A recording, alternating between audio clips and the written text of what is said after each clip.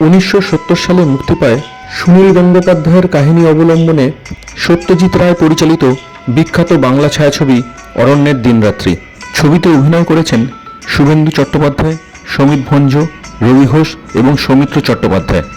এছাড়াও মূল চরিত্রগুলোর মধ্যে ছিলেন কাবেরী বসু, শর্মিলা ঠাকুর এবং পাহাড়ি সান্যাল। ছবিতে তুলে ধরা হয়েছিল পালামৌয়ের জঙ্গল এবং সেখানকার আদিবাসী জনজাতির আরণ্যক জীবনযাত্রা। তৎকালীন হিন্দি ছায়াছবির জনপ্রিয় অভিনেত্রী সিমি গারওয়াল এই ছবিতে অভিনয় করেছিলেন এক আদিবাসী রমণীর চরিত্রে। ছায়াছবির অসংখ্য দৃশ্য শ্যুট করা হয়েছে নর্থ কোয়েল এবং ঔরঙ্গা নদীর সঙ্গমস্থলে অবস্থিত পালামৌ টাইগার রিজার্ভের অন্তর্গত কেচকি ফরেস্ট বাংলোয়। উত্তর পূর্ব দিক থেকে বয়ে আসা ঔরঙ্গা নদী ঠিক এই জায়গাটাতেই মিশে গিয়েছে পূর্ব থেকে পশ্চিমে প্রবাহিত নর্থ কোয়েল নদীর সাথে। অক্টোবরের প্রথম সপ্তাহে নর্থ কোয়েল ও ঔরঙ্গা নদীর এই কেচকি সঙ্গমের দৃশ্যটি তোলা হয়েছে জব্বলপুর থেকে হাওড়াগামী শক্তিপুঞ্জ এক্সপ্রেস থেকে।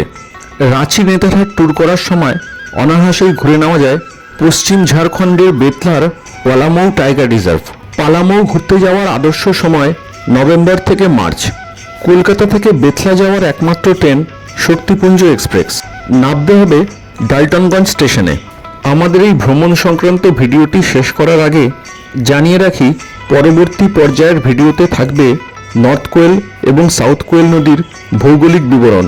পূর্ববর্তী পর্যায়ে আমরা ব্রাহ্মণী, রূপনারায়ণ, শিলাবতী এবং কংসাবতী নদীর ভৌগোলিক তথ্যচিত্র পরিবেশন করেছি। এরকম আরও ইনফরমেটিভ ডকুমেন্টারি দেখার জন্য চ্যানেলটি সাবস্ক্রাইব করার অনুরোধ রইল সকলের কাছে।